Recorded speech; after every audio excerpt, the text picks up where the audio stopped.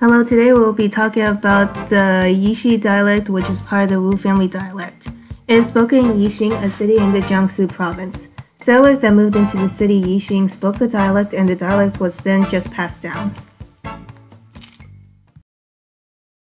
Hi, how are you? My name is Nick. I'm the interviewer today. We have a special guest.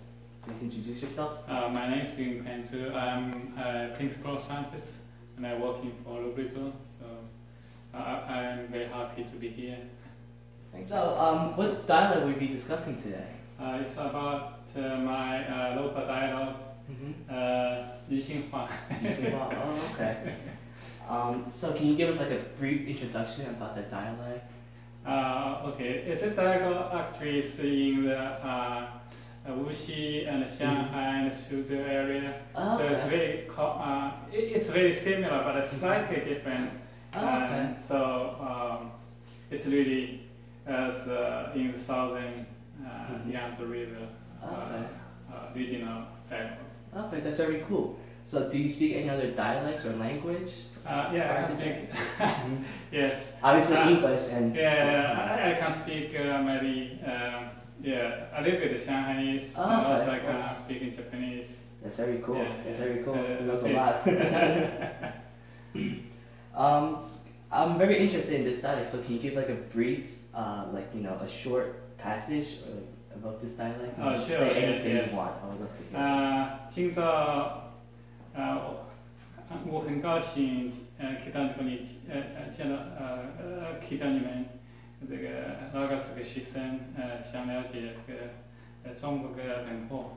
Oh wow, that's really cool. That's pretty cool. Yeah, this means I'm so glad to meet with you students at Lagos to wow.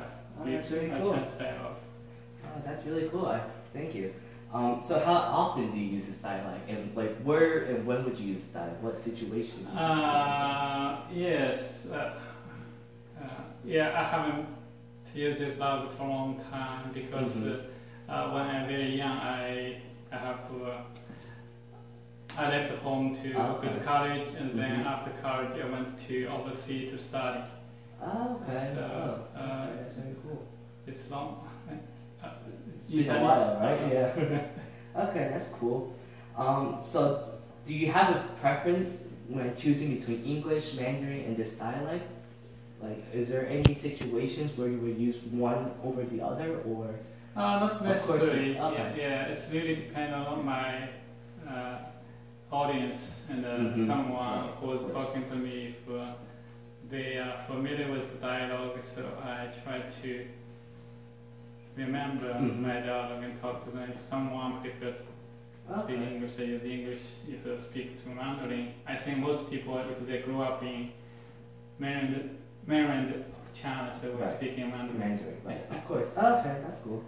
So what are your thoughts on the importance of this dialect? Do you think more people should speak it? How do you think we should keep this dialect alive and like pass it down to our future generations and your kids? Like, what would you do? I think that's a very good question. Yeah, I think it's very important to keep those dialogues because this is the kind of culture of this region. Right, of course. And there are a lot of stories in my hometown. Actually, YiXing, they have a lot of very famous guys like the Xu Beihong. That's a great pianist in China, and also have this great scientist. I think a lot of those sons, in that region, they grew up in that region. Okay, very cool. So is there any relationship between this dialect and Mandarin, do you think?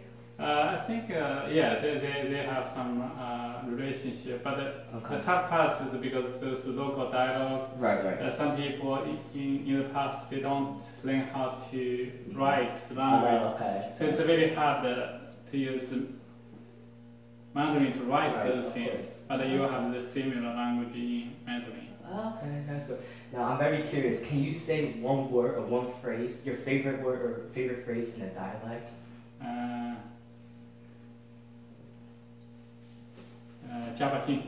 What does that mean? That means do it even better. Okay. Yeah. Very good. Yeah. Thank you so much for your time. Really appreciate it. Thank you so much. You.